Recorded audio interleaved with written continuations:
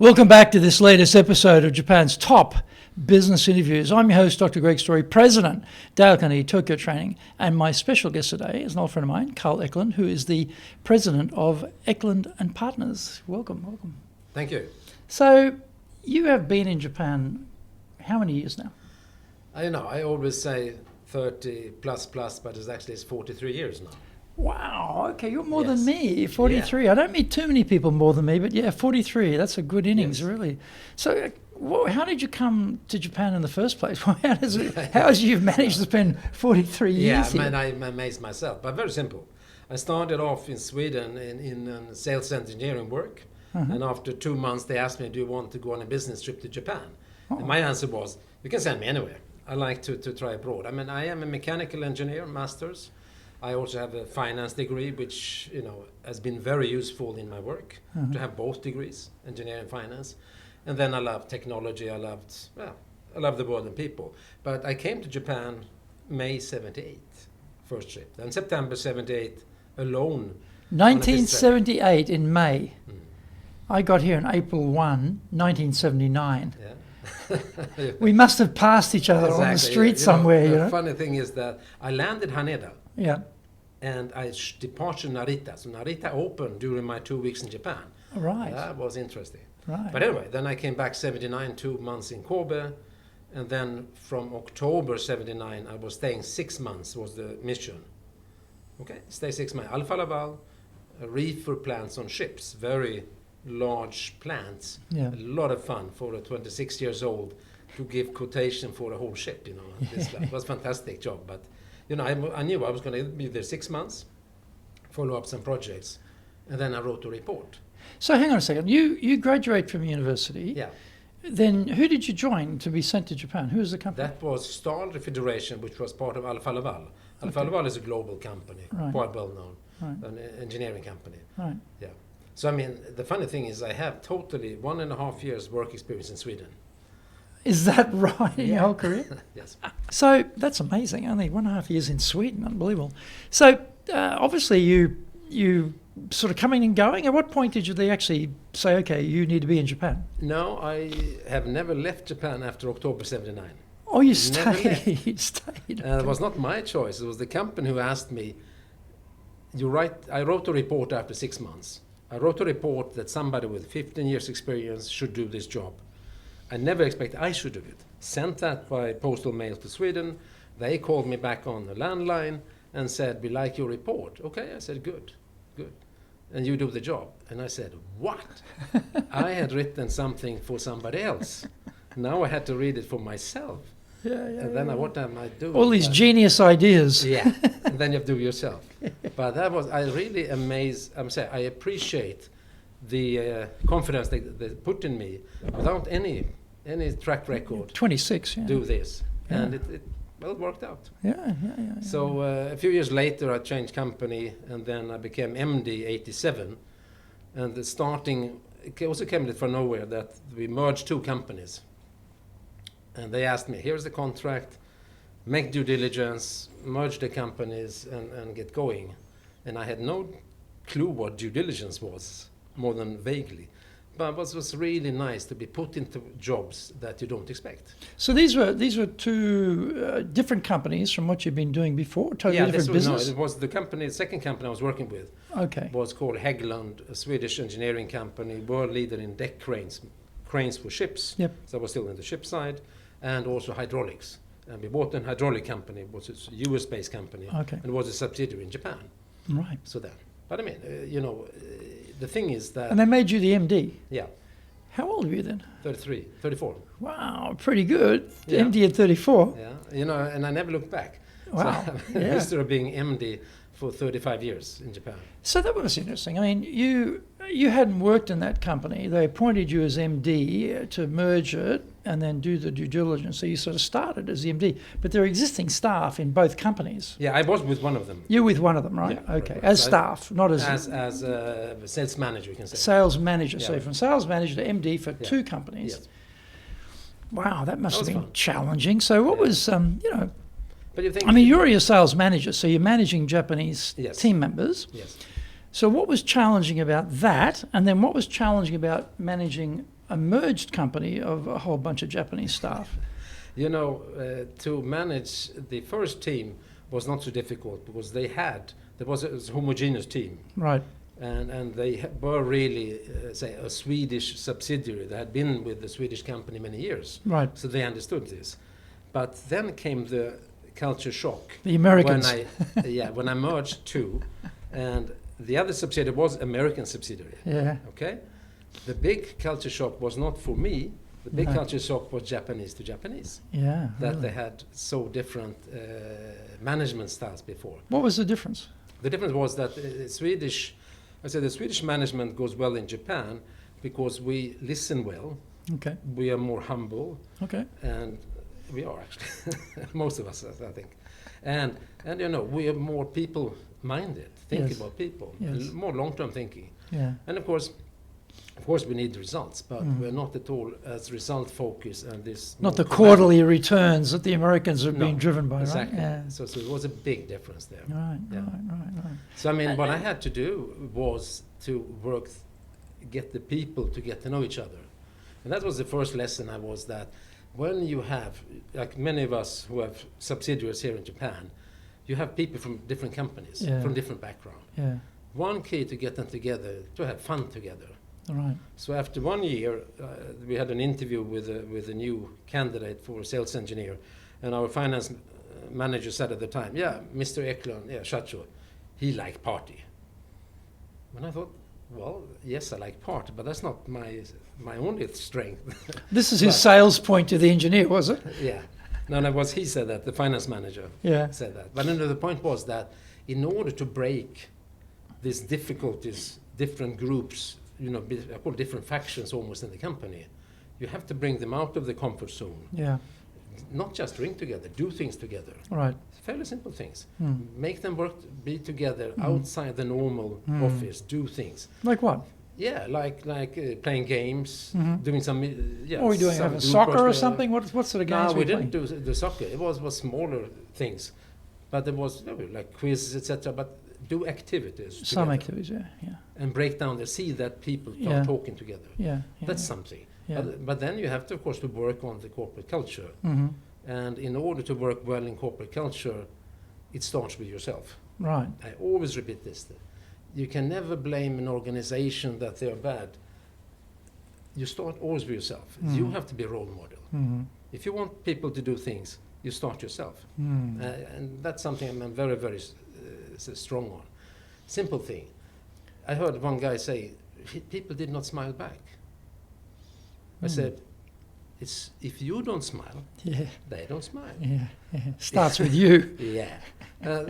On and off like Yeah, this. yeah. So that is one thing I really lived after. And that's why I think I've been quite popular. I know I've been quite popular. I've been MD in 5 companies. So this is interesting. You know, is that because you yourself are an extroverted person, and this is very easy for you to do, or are you an introverted person who has to really sort of push the folds of normality here to go out there and have that sort of, you know, party thing I started happening? off as a very shy person, well, not very good on stage. I'm pretty good on stage now. Okay. Because I've trained myself. I really Over the years, made yeah. myself do that. Yeah. But it goes back to part of my childhood. What I learned from my mother, from the family. I like people, but you have to listen to people. You have to learn Yeah. about people. Yeah. So I mean, you create empathy that people see that you care about them, Mm-hmm. and that's not easy to sort of quickly learn. Mm. But that's what I see. I put a lot of this. The human touch is so important, and I see that on people who have difficulties in their companies, difficult to lead Japanese. That they are not themselves. They are not really opening up. And I think I can compare with other Europeans. If I'm on business visit to Europe, it's more factual. In Japan, still, this ningen kanke, human relations, is very important. My impression, totally wrong I'm sure, is that Swedes are rather reserved themselves as a culture, and it doesn't strike me as a culture that people really open up there either, or have I got that wrong? But put it this way, people are reserved first, but Swedish people care about other people a lot. Okay. They are quite good on getting into contacts. Okay. And of course, I'm a little bit more extrovert, learn to be that. Mm-hmm. And I like to work with people, be with people, and language. Mm-hmm. That's another thing, of course, a benefit for me is that I love languages. I speak quite a few, and I'm pretty okay in Japanese. So that has helped a lot. That helps, yeah. That helps. So what other things did you find challenging in merging two companies together, apart from the two cultures, American culture, Swedish culture, but beyond that? Beyond that, and put it more in a general context, what I learned from other companies I worked with, and also when I helped other companies, is that you have to understand your organization. Very typical is that I partly joke and say there are two organization charts. Mm-hmm. One is like the Western MD, he has the organization chart, here everything is clear on paper. Mm-hmm. But that's not true. Mm-hmm. There is a virtual or unwritten organization chart in reality, where you have different people who actually run the company. Right. And that is difficult for foreigners to come into, to see Right. who is really in charge of your company, Right. of different departments, etc. So how did you ferret that out? How did you work out who's actually running this company? Like, here's the org chart, but that's actually not reflecting reality. Who's got the locus of power? Well, how did you find that? The way you find it out, both is that you create good relations with people, so you have what I call, you create psychological safety. It's safe to speak out. It's very important. They should feel that it's safe to speak out. That's number one, really, to do. And that is by talking to people, by being a role model, be very honest. Yep. Yeah, now the second thing is that by management, by walking around. Okay. That's one, is an old buzzword years ago. Yeah. You need to be out there, listen to people. You need to be out there. And, to have Shinnenkai, Yep. Sakura party, maybe Yep. Yep. summer party, Borninkai, Yep. Shine Ryoko, to travel around with your people. You get the chance to walk around and listen to people. And you learn a lot from that. But you have to be very open. And you How have to see big? How signals. big were these two merged companies? How many people? No, were talking those was only 20, respectively 60, so 50, so we were 70 when we merged. Okay. 70. So the biggest... Big enough, though. Yeah, big enough. And the biggest I have run myself has been when I was in Volvo, I'll come back to it later, 120 people. All right. But normally I've been running 40 to 80 in that level, which is easier. You can know more or less everybody. You can, yeah, right. you can. So If you got 400 people, it's a bit different, yeah. But I mean, part of this, how you handle people and how you get in there is similar. But the other dimension, when you have 400 people, you have 4,000 people, is you have the different layers. You don't reach so many yourself. No. But still you have to be a role model. Still you have to be able to show the way and make sure that the people, especially middle management, that they follow. Because if you look at how you develop business and how you grow business in Japan, I sometimes say the number one barrier is not the market. Number one barrier is your own organization. Okay, this is good. Tell me more about that. That because in many small and medium company subsidiaries here, they have been here for a while. They have, I'm not talking very much industrial companies, but anyway, they've been here for a while. You have a Japanese core staff. They sell pretty well. They have pretty good margins, and they're in the comfort zone. To go from there to double the sales, to triple and make a real impact in Japan, that is when you realize that you have to change fundamentally the way your own people are thinking. And how do you do that? I mean, I'm sure a lot of people watching this show are thinking, I'd like to double my revenues too. I get my people to do that, it'd be good. What's Carl's secret here for doubling revenues? There's, how do we do that? Yeah, I mean, there's no simple secret, but number one is awareness, to understand what is the limitations on the people you have. And of course, you have to have good products. Yep. The other thing I always also say is that you must emphasize that you can do you are self-standing in Japan. Means you have the good products, you have a service, you have documentation in Japanese, you can handle your customers. The only difference for many of us is that our production is overseas. And sometimes we have part production in Japan. It's very important when you want to grow is to get away from this we rely on headquarters. We don't get answers from overseas. You must get your Japanese organization to say that we take responsibility here. And that is not easy, actually. It sounds, maybe, but that is quite tough to make sure that you yourself take responsibility here. You don't call head office for advice all the time. You decide here. And then you have the Japanese to do that. And that's the point. Are the Japanese comfortable to do that? Because, often taking accountability, responsibility, possibly might be mistakes or errors.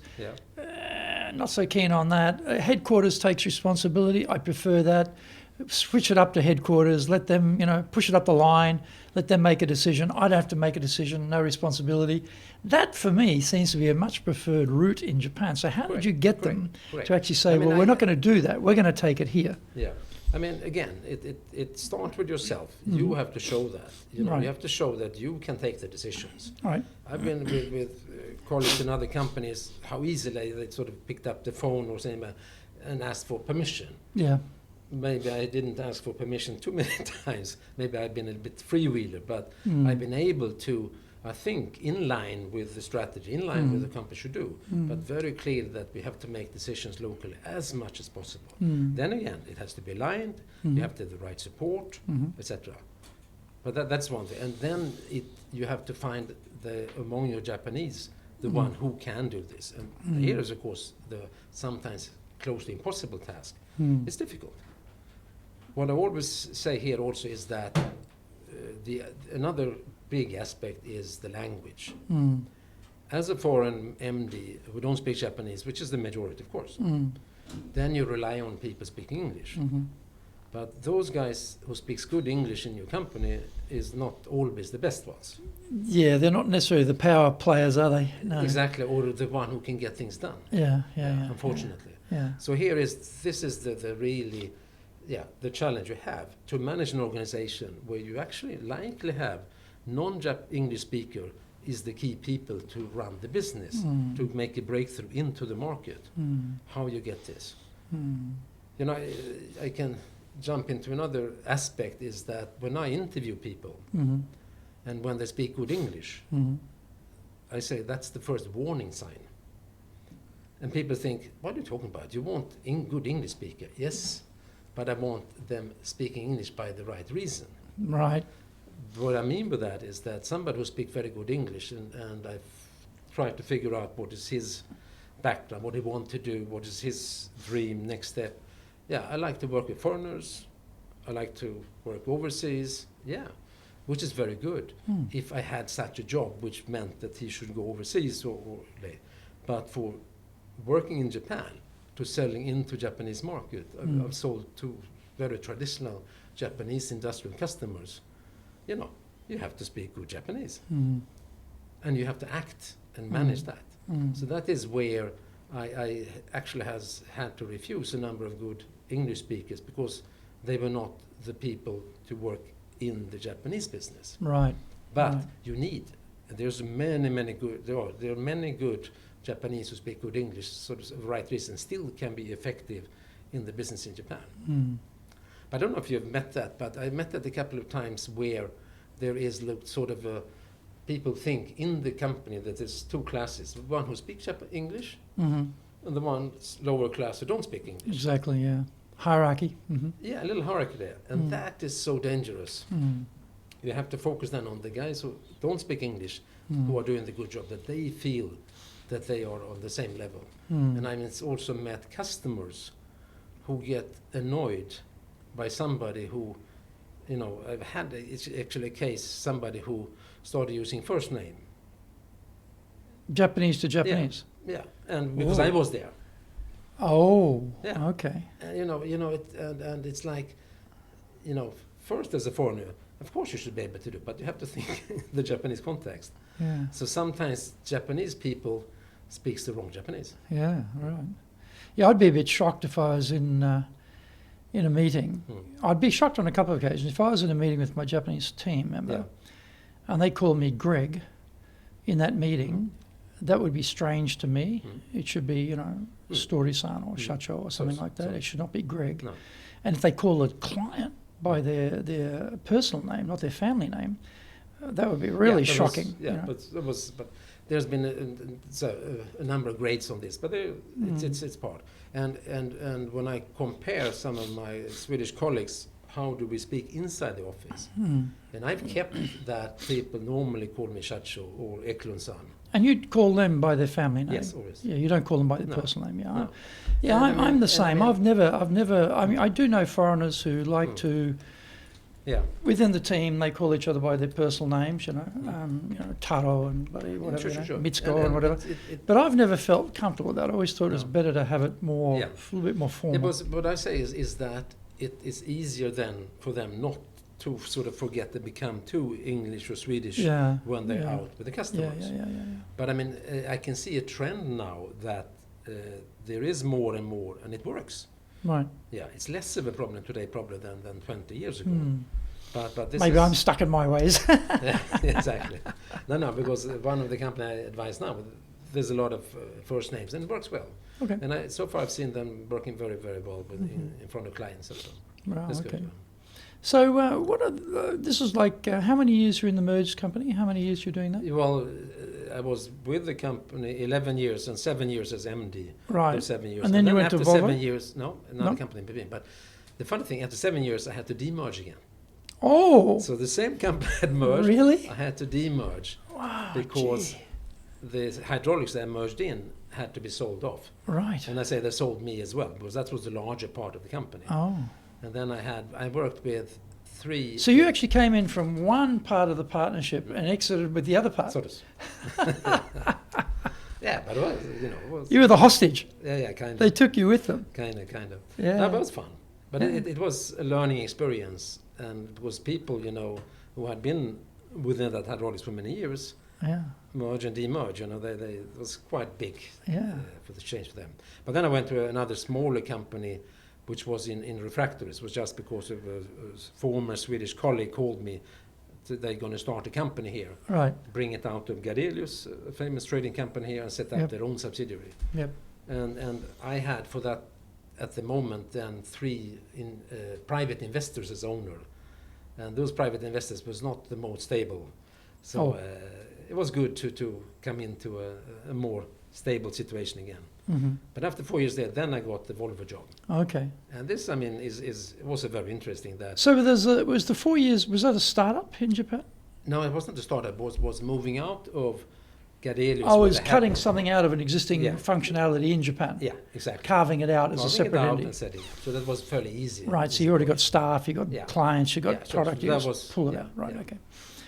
Now, how about Volvo? Tell us about Yeah, Volvo. that is very interesting because This I is the have not- Volvo cars, not the trucks. This is the cars part. opposite. It's not Volvo cars. It's a Volvo. The Volvo group is Okay, Volvo you have truck, to explain this to me. construction, Okay. Volvo Penta, Volvo bus. Okay, That's a true Volvo. Okay. Volvo cars was sold To the first Chinese, right? Ford first in 1999, January 15 or something. yep. And I had started working on the truck side and on the Volvo side on the 1st of January. So after 15 days, more than half the group was sold out, and I became the group spokesman in Japan. Volvo Cars was much bigger in Japan. We were the small part, but then I was Volvo in Japan. All right. But the interesting thing was that I have never looked for the job, and I was just called in the summer before by a friend that somebody was looking for me. Okay, it's nice somebody looked for you. Okay. Yeah. I had an interview in Gothenburg. Right. Because this is my hometown, Yeah. and then it turned out to be part of Volvo, but what didn't say exactly what it was. I came out of the interview and told my wife the interview did not go well because they talked a lot about strategic, how to do. I said I like strategy, but I prefer actually executing business. You How try you to do get it. some results out of it. Yeah. Yeah, and it was a bit fluffy, the interview. And then 1 hour later, the phone calls and they say, we want another interview. Oh. And then I immediately said, but the interview was not so good. Now we want you to go to Volvo headquarters tomorrow. Oh. Okay, that's fun. Why Okay. not? Coming Okay. out. So but then I got really excited when I got there because then I saw what they were looking for. Okay. And then I had ideas, Right. but I was sure that I would not get the job because this was a bit way above what I was Yeah. expecting to do. Right. But then I got the job, Wow. so it was fun. And then So what was that like? You're coming into an established organization in Japan. Yes.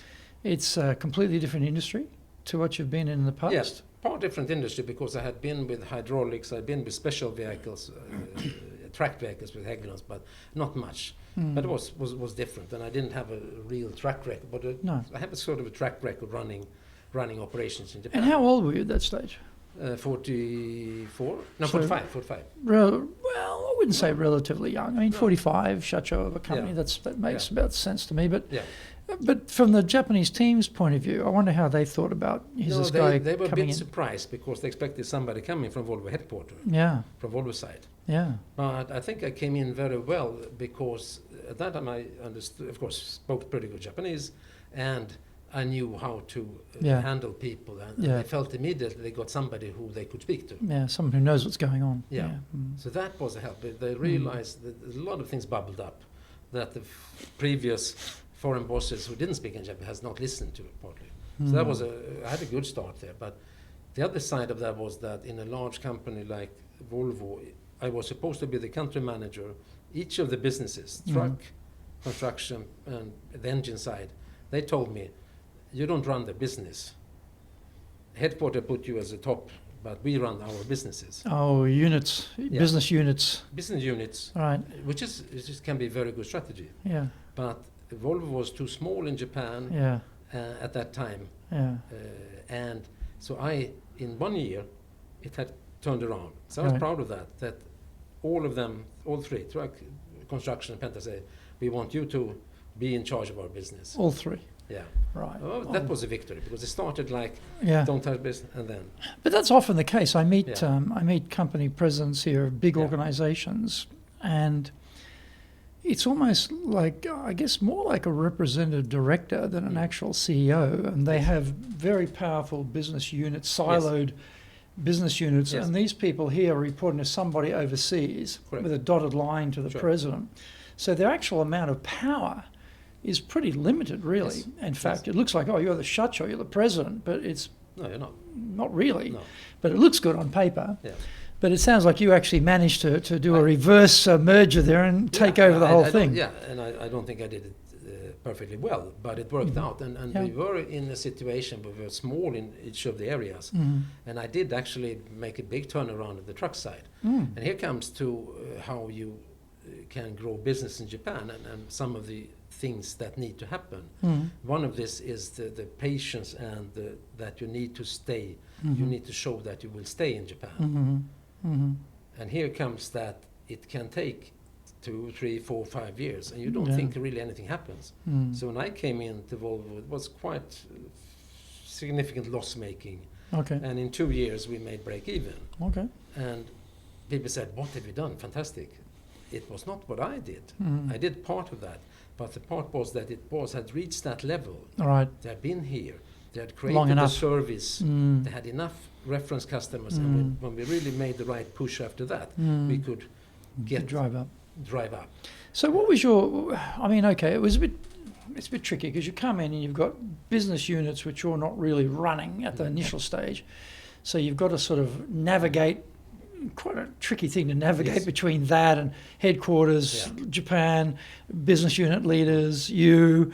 But finally, you get the chessboard right, and get the king in the centre. Cool, kind of. Get the king in the centre at least, and get things organised. And then, so what things did you find worked well to get people engaged in that situation? Because you've now got a change in the structure of power. Now it's all sort of gone up to the top. How did you get people engaged to follow you as opposed to still following their unit leaders? Yeah, because I was then, I had to work with good unit leaders. The way we did it, that I took care myself of the truck side, which was the biggest. Oh, so you made that unit your own. Right. And I put in then, was helped to hire the guy who was running the construction and the one who hired the engine side. Right. But it was joint decisions with the business units. Right. And I had a strong influence Right. in all three. Right. But I focused more on the truck side because that was Right. the one I had to grow. Right. And the others was, the engine has a long history in Japan. Volvo Penta, marine engines, lots of boats in Japan has that. So that has a strong market share actually on special marine. Construction was very niche. So, so there. But I mean, the point again is that to get the people with you is to be a role model, know the business. Every company I've joined, I'd spent very intensive time to learn the products, learn the company, to be able to communicate well. If you don't do that, if you sort of forget about the history, it's not easy to run things. So you have to spend quite a lot of time to learn the products, learn the people. So then you need to make sure that you listen to the people, you understand the situation where it is. There is a number of problems. Then what like Swedish management often, we try to delegate as much as possible. We empower, we want to see a flat organization. Still you have to have a good structure, good process. But the key is that you empower people so they feel they can take the decisions. So, I found out some areas that didn't work. You just had to move people and get in new people. So we had to get, and I think we got the right culture, the right attitude that yes, we can. We can grow in Japan. And how did you get that yes, we can attitude? Because, as you said before, organizations get into a comfort zone. Sure. And it's like, what is that? They say that, good is the enemy of great. And we're doing well, that's good, but we're not going to great. So how did you get them to think, hey, we could be great rather than just good? Yeah, I mean, there's many smaller things there. You have to show that it was like the customers that they had was small, medium, truck companies, which were happy to have 1 or 2 or 3 trucks. So one of the key was, how do you get a customer who buy 50, 100? That's a new... Totally different business, isn't it? Different business. And then you need to see, okay, you have 1 or 2 guys who may be capable of actually doing this work. And you have to support that. And you go a little bit outside the way they've worked before. But to make these wins, and then have a strategy how you follow up on this. And I mean, I'm not good on writing down exactly what I've done, etc. It sometimes comes, instinctively when you work with things. But we were able there to get into this, so to say, new business, with larger fleets, and that we did by having a couple of right people to do it, with the right support, and then we made sure that they had other demands on service that our people were not really used to. So I had a little obstacle there to convince people that, okay, now we have to go out of our way to give a good service here, to get this in place. And then it started rolling. So you start doing 50, 100 trucks compared to 1 or 2. That changes the game pretty quickly, doesn't it? Yeah, sure. But I mean, we didn't do that dramatic. But you tripled the sales. We did 5 times the sales in 5 years. Wow. But I mean, that's impressive. Yeah. Anyone would say they tripled revenues by 5 times in 5 years. It's like, wow. But of course, again, it was a 10-year period before that, a lot of things that happened. Happening beforehand, So if that was not done, it's not going to happen. Couldn't do it. Right. If you want to be successful as a leader, do the Leadership Training for Managers course. All companies need people who can both manage and lead. Leading people screams out for real skills in communication, dealing with all different types of people, being excellent at innovation, planning, delegation, handling mistakes, doing performance reviews really well, and inspiring and motivating the team.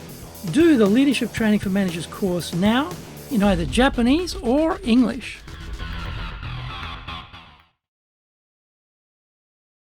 Are you doing business with Japan? Do you really know how things work? Japan Business Mastery provides the answers. Do you have the right networks and know how to create them? Do you know how to get on the same wavelength with Japanese buyers? Do you know what being trustworthy looks like from the Japanese perspective? Japan Business Mastery is based on more than 30 years' experience in Japan and will become your go-to guide. Want to succeed in Japan? Buy Japan Business Mastery now. Well, you're very humble there, Carl. Not taking credit for the Well, 10 years beforehand and just saying it was all me and my genius leadership is why we could go 5 times in 5 I've heard years. too many people saying that. Yeah, that's really- true. That's true. That's true. Well, you know what they say: success has got many fathers and failure's an orphan. So you know. What about after that? What happened after Volvo? Where'd you go then? After Volvo, I've been running Hoganas. Hoganas. And what 18 does years. Hoganas do? A worldwide leader in metal and iron powder. Okay. And this is very different. This Again, totally different business is again. material business Yeah. and process industry Wow. with a large volume, continuous sales, and a lot of, say, it's a lot of technology in it, technology transfer. We work with Mhm. the R&D departments at automotive makers, Right. part tier 1, tier 2, has worked, etc. It was different.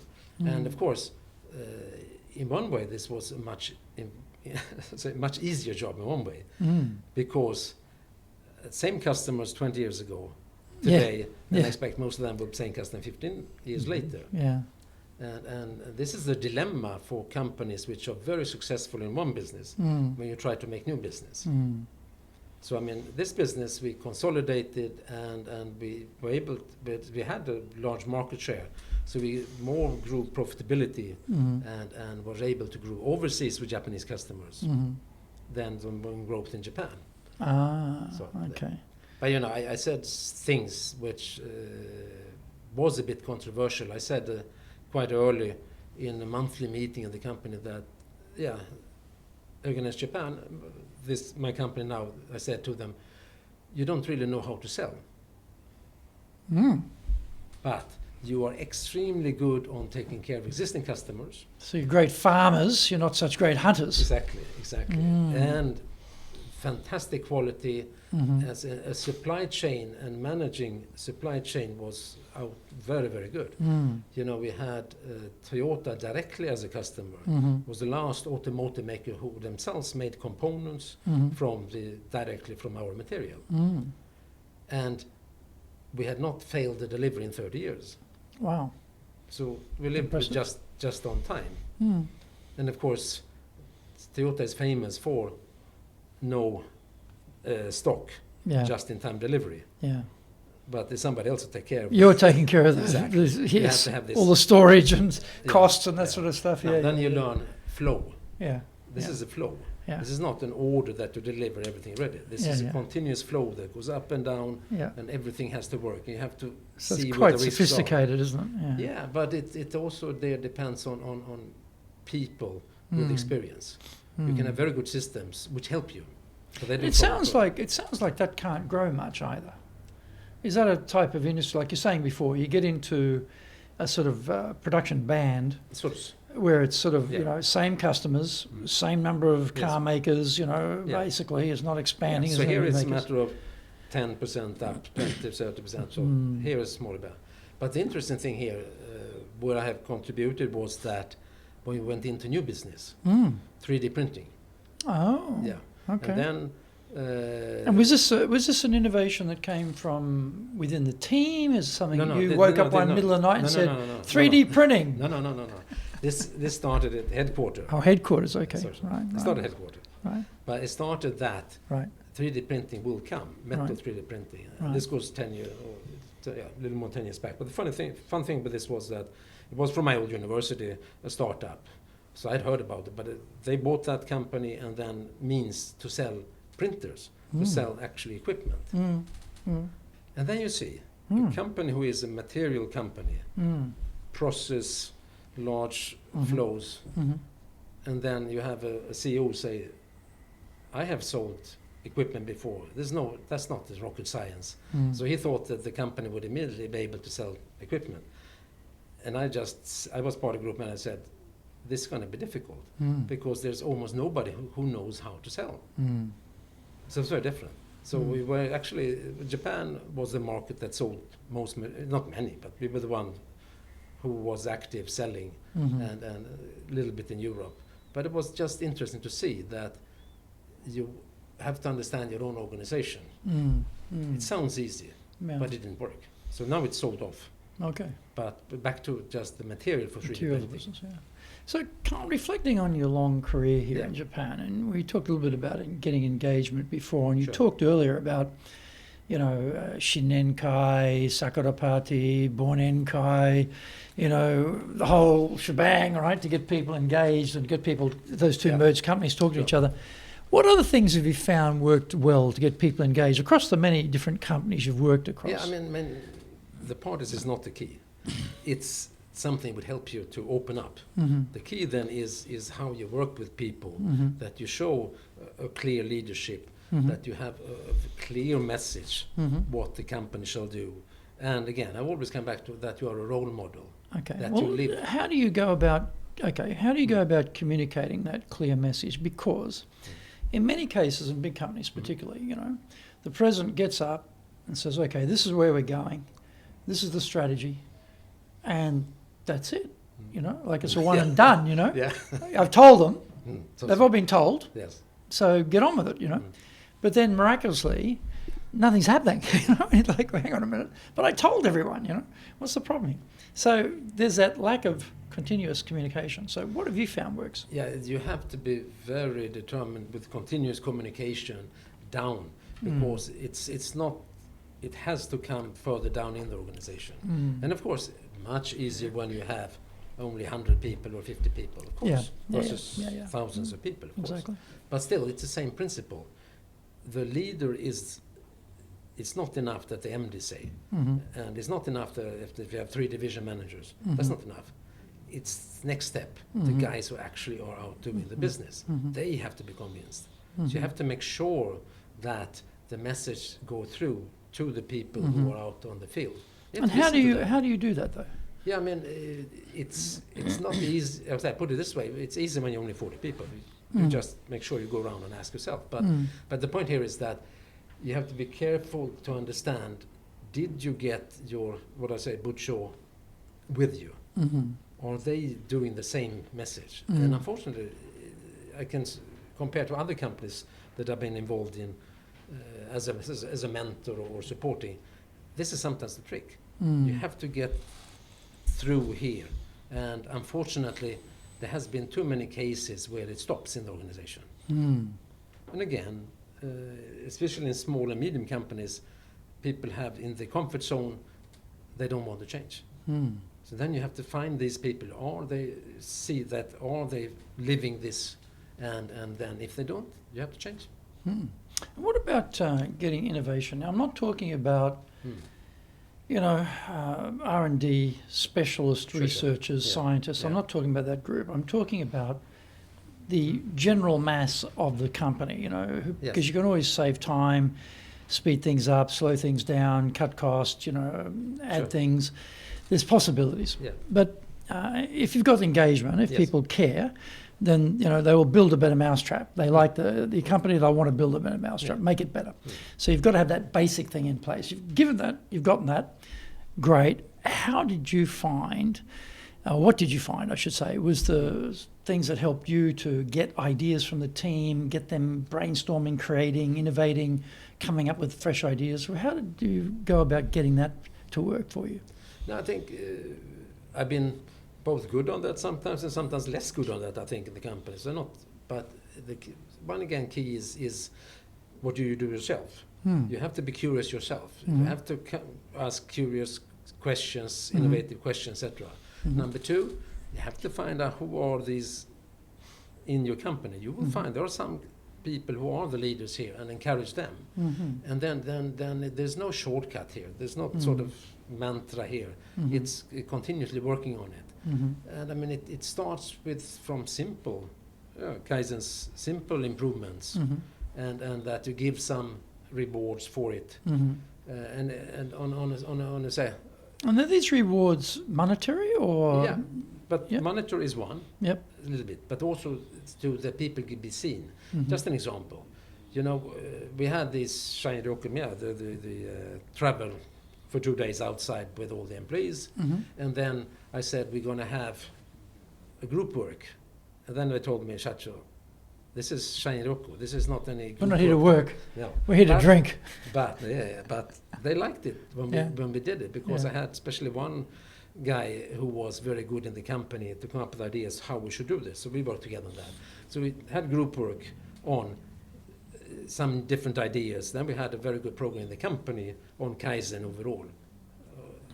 Good processes. But, you know, so it was quite a good example. And when you select the groups well and the spokesman, I was quite impressed the first time after 2 hours group discussion how good comments came out. It was really good. And you found down organization and some of the ladies very good to summarize and say this. And people reacted, yeah, those good results here. It was good to see. And we followed up. You know, if you leave it at that, Yeah, you had to I follow hate up. that. I hate the walls covered in paper with writing on it of all the ideas. Yes. And then it ends, and that's it. Nothing ever seems to leap off that wall Yeah. into execution and reality. I hate that. Yeah. I've been in those rooms, you know. Yeah, I've been brainstorming, and then, well, what's next? Nothing. So, no, you have to follow up. I mean, again, you have to select a few things so you actually do follow up. Of the work. But the other side, what I want to mention was that in our plant we have then 6-7 technicians who, you know, they just mix powder and it sounds easy. But if you fail there and the wrong product goes to Toyota, it's not happy. Toyota It has might to be be very happy. perfect Yeah. quality. It has to be perfect, no mistakes. Yeah. But anyway, so they came up with ideas and I said, can they present? No, they cannot. But they've never done any presentation. I said, that's why. Present to who? To in front of everybody. Oh, What it means Kaizen- internal. Yeah, internal. internal. Okay. Right? And then the pride they showed, these guys who have never had standing in front and showing in PowerPoint and say that they did this was so nice to see. And a side comment there was when we celebrated the 25 years anniversary of the plant, more than 10 years, 50. Anyway, then we should have 100 guests. 7 stations showing the production and then a party afterwards. It was for us a big event. And then again, who should present? The salespeople. They have to present in front of the customer. And I said, no, not the salespeople. Oh. The worker, the technician himself. You know, and again. Now, on this point, did you give any training to these technicians on how to present to make them better presenters, or you just let their natural presentation style? Some training. Some training, Yeah, okay, good. But especially help. We're a them. training company, Carl, so I'm very happy to hear that. No, I will come back to that. So I have some comments on that later. It's important. No. Yes, we did some training, but we didn't do much training. Right. But the key point was to have a clear message what they should show. Yep. And again, you know, I was so proud to see how these guys was proud of showing what they did. Yeah. And you know, I remember when we started the discussion, the workers, they cannot. It has to be salespeople to present. Yeah. I said, no, it's the opposite. Yeah. They are the one who own the work. They should show. So I was really happy for that. And then that changed quite a lot of attitude internally. That, my God, we have more talents than we think. People can do more. Yeah. And that's what I always try. And I want to come back to the women that through the years, you know, I like women. Yeah, but I always say that, you like women, okay.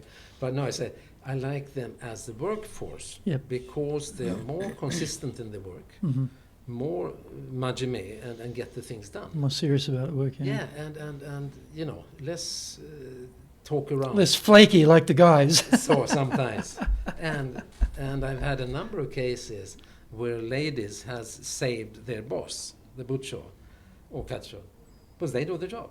All right. But the problem has been to lift them to Lift the them next up. stage, Yeah. to lift them up. Yeah. I've succeeded to a certain extent, but that's where I feel I have not succeeded well enough, is to promote enough these women. It has this other side of that. They need to want themselves. Yeah, that's a different issue, isn't it? Yeah. So, but I really want them to promote. Well, more. I always found that I agree with you. I think the talent of women in this country is extraordinary. Yes. You know, it's like that untapped talent pool here. The Japanese companies neglect, I think, and yet they're smart, they're well educated, they're capable, they're hardworking, and often, you know, for different reasons, there's a core group of them who, excuse me, who choose not to get married and are just dedicated to their work. You know, they're like right into it and incredible, powerful. Now we had, one lady who was worked 30 plus years in logistics as logistics and supply chain manager, and I mean, she was not super on the systems. She knew how to run the systems, but she was super control of understanding the flow, when to react and make decisions. Because when she came and said we need air freight, you don't argue with her. Right, yeah. No way. She's Because right. She knows. She has checked. She knows. She has checked things. She has looked at all things. So now we have to. Now, so that is. So, how about culture? Because you've worked in, well, you're Swedish. You're Yes. coming from Europe. It's a different culture. You've got, experience in Japan. It's got a certain culture. You've got headquarter cultures, in different Yes. organisations you've worked in. So, how do you go about creating a culture in Japan in the company? Yeah, I mean, again, the culture. I think it's easy as a Swede. It's like you have to create like a family feeling a bit. People need to feel a bit comfortable. It should be natural to talk to Shacho. They should not be afraid of talking to me. They should not be afraid of talking to their butcher or the catcher, etc. So you have to create this feeling, and that you do again by being a role model, walking around, making sure. And for example, what I've done, as I understand Japanese very well, I speak pretty good, and when I hear a Japanese man, if it's butcher, catcher, whatever, talk down to a younger employee, I react immediately, and I tell them, because if you talk in general, people say yes, yes, yes. But when you find the exact example, then people react. So I make sure that is one thing, and it spreads. If I do it, others follow. So, for example, if you overheard one senior talking to a junior in a rude way, sort of condescending way or a superior way, what do you say to that executive? How do you approach it to him? No, I make sure that take it to him directly. But I mean, how? How would you? Well, I'm very, very, very blunt forward. I say that way of speaking is not the way to speak. Right. Because he understands. He knows our company. Yep. He knows the what we're saying. This is our company culture, and he knows. I said, listen to the way I speak also, and I said that is not acceptable. So it's very clear. Very clear. Very clear. And I mean, to be clear and direct to Japanese people, it can mean that people sometimes lose the face. I sit in a meeting, I can be a little bit excited, and then say, "I'm sorry." I can see you're very passionate, Carl. I can imagine you getting passionate in a meeting easily. Yeah, a little bit, but. The super calm Swede. But what changed me was 3 months in Italy when I was 19. In parlo italiano, se va bene. Okay. So that's why I learned to use the hands. Get the gestures going. A little bit. No, but I have in a number of meetings got a bit excited, being quite. I try not to be rude, but quite direct. Say that is not the right way. Yep. Think about it, etc. But. Then I can see people, oh shit, I think I was a bit too tough to that person. As it's fairly small companies, I have been able to, as a rule, 100% almost go back to the person in question after the meeting or in the evening afterwards, say, I'm sorry. I'm saying always to my employees, I'm sorry. I didn't mean that to be so harsh. This simple word, I'm sorry, is releases something. No? It shows I'm sorry, it's what I said. But what I meant is this. I want to hear from you a little bit more about this point. I might not have understood it, etc. And then I can be very clear also then, but this is actually the way it's needed to be done. I should be sometimes more coaching, etc. I like coaching, but I also sometimes need to be very direct. And with Japanese, you cannot be too nice. You have to be direct, like with all people. Yeah, I guess it's interesting, isn't it? Because the language is super indirect. Yes. The culture is very soft. Yes. And sometimes you wonder if the message is actually getting through or not. Yeah. No. So that is, but I mean, direct in a soft way, you can say it is. We have to make it clear. So, but I mean, this But I is mean, what the I Japanese, see. the but I Japanese see version. People really appreciate that I take the time afterwards and talk to them and listen to their version again. Yeah. And that has been made me very popular. That people have seen case of case that, Chatri is not angry with me. Right. He's actually supporting me. Right. So that's what people know. I was just going to say before that the opposite, on the Japanese side, when maybe it's changing now, but there's plenty of stories. We teach leadership, and we hear these stories. That someone makes a mistake, the Japanese boss screaming at them publicly, calling them out as an idiot, scolding them. That's the Japanese version. It's when you talk about being direct in a soft way. The opposite side of that is the Japanese yelling at the staff that you're an idiot. That's the flip side. I mean, it's so ridiculous. I mean, I think it's exactly. I think it's changing gradually, I think so too, but there's no shortage of people tell me stories about getting chewed out by their bosses. Yeah, I can say so. Sure. Now, another thing, what I wanted to say, just change the subject, challenges in Japan, and what you realize is that sometimes you need more basic things in your organization. I've come into companies and think they are running this very well. And I realize some of the basics are not there. Like what? Like sales training. Oh, yes. I know you liked it, but this has come from me also. Comes from me also that the traditional way of selling in Japan is not enough when you want to acquire new customers. You need a good CRM, but it's not coming from that. You need more techniques. How do you approach new customers?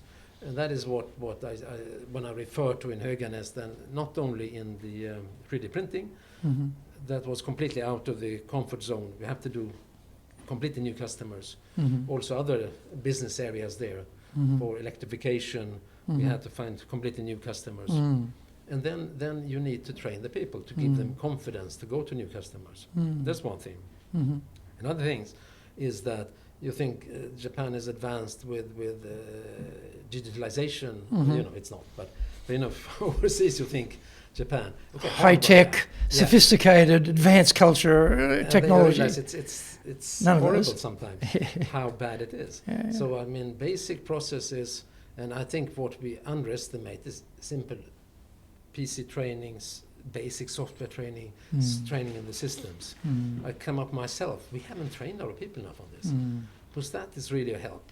This is one of the areas where Japan is a contrast. Very clever people, but sometimes there's quite a big need.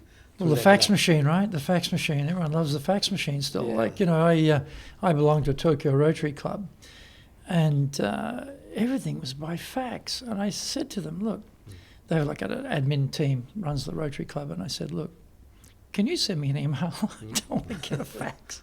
I don't even look at a faxes anymore. Send me an email. So gradually they moved off fax onto email. So progress, good. Progress. Yeah, Anyway, so what about if you're going to give some advice to someone who's being sent to Japan, they don't speak Japanese, they don't know Japan, they're just being told, okay, you go to Japan, run the organisation. What would be some advice you'd give them? Yeah, again, I mean, you need to be a role model in the sense that what you expect from a leader or from other people, you have to show it yourself. You have to be very honest. Another thing is, be sure you know your products and know your company. Because you're going to be tested by the Japanese. They're going to ask you questions. This I don't think it's to be mean, but you get tested. Do you really know this product? Do you really understand this? So it's very important that you have that base, that you feel comfortable, very strong about your products, your company, what you want to go. The next one is be a good listener. Right. Of course. I mean, this goes anywhere in the world. But you know what? I love that, Carl, because we talk about listening. You've got actually not listening because you're thinking about something you want to say. That's a sort of pretend listening.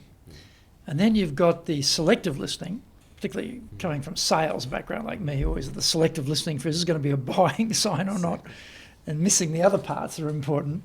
Then you've got the attentive listening, and then you've got the highest level of empathetic listening. So when we talk about listening, I'm sure you're talking about sort of empathetic and attentive, as much right? as possible. I mean, I know that's difficult to reach that sometimes, but I mean, it's really to, and take time. I mean, Japanese English is not same as Swedish English, and definitely not like British English. And even people who speak pretty good English, it's not easy to understand what they really mean. Today I have the advantage in the meeting. Somebody say, "No, please, can you speak Japanese so I understand what you want to say?" Like, it sounds funny, but that happens. But no. For a foreigner coming here, you have to be aware of that. What they say might not be what they really mean. So you have to be very careful first. Do not jump to conclusions. Really. And also here, you have to see the signs and learn about the organization, about who is more influential and not. And this is not easy. It's not easy. But I mean, you get a long way by being a good listener, being very honest, and being supportive to your team. This is one of my other ground rules, that if somebody in your company make a mistake, either one person or a team or something, and headquarters get angry or plants complain, never ever say, "Well, I didn't know. These guys, they did this. I had no clue. So I mean, I'm sorry, I didn't know that." You stand behind these guys. Because if you don't, you are lost. It doesn't take a long time before the Japanese realize that sort of you're not on their side. And this one sometimes can be very uncomfortable because you were not aware, but you still have to support them. Then you learn from the mistakes. Then you're very determined to tell the guys and together with them find the root cause or how you avoid this in the future. But too many times I've heard, not so many, but sometimes I've heard other foreign MDs saying, "I have a hopeless guy there. Oh, this is hopeless." And I told headquarters there how difficult it is. You shouldn't do that. No. Of course, there's difficulties, but you have to stand up behind them. Because I always say so here, one saying is, do you want to be good for your people in Japan, or do you want to look good for your headquarters? If you want to look good for the headquarters, you may not succeed in Japan. And I'm the one who all try to look good or be good to the people. And I've been questioned from headquarters, "What the hell are you doing?" Yeah. Okay. Yeah. So this is, you want to look good for the headquarters or want to do good for your employees here. Right. Of course, there's not black and white, of course. No. But that's the basic principle. Right. Just back up your team here. All right. And if you're going to give a definition of leadership, Carl, what would that be? Yeah, it's a good question. Leadership is to be a good person. Leadership is to be true to yourself and be a role model. Means, again, do what you expect others to do. And leadership is a lot more, is to take responsibility. One thing I just said just before, that you stand up for your team. That's a true leadership. You didn't make the mistake. You were not aware of that, but you show leadership by standing up for the team, leading them out of this. We will fix this. Exactly. As opposed to you screwed up and you better fix that. Yeah. Exactly. And I use this "we" all the time. And people say, "But you were not involved." Yes, but I have a responsibility. I take the leadership here. And then I believe a lot in coaching means that you encourage people to think themselves, you empower them, but then in order to speed up that, you need to help them on the way. And that is with good coaching. Anything we haven't covered on leadership in Japan yet, Carl? Because we've got a good broad discussion here, but is there any other points you want to make about leading in Japan? Yeah, I mean, I think we covered quite well, but I mean, no, I think we covered it well, but I repeat myself. I mean, you have to be down to yourself. I mean, one thing I've seen some, in not the leader of the company, but I've seen sometimes people try to become too Japanese. Now I try to be more Japanese. It doesn't work out. So just on that point, when people come here, should they try and learn Japanese, or Yes. they should? Yeah. Mm. Definitely. And Japanese is not so difficult. Mm. Oh, okay. Wait a minute. That's not my experience. Yeah, okay. No, this is, of course, now I will contradict myself. Okay. Japanese is fairly easy pronunciation Okay. to learn a basic Japanese. Yep. To open up. That helps to open up. Mhm. People feel you care. Mhm. You make efforts. Mhm.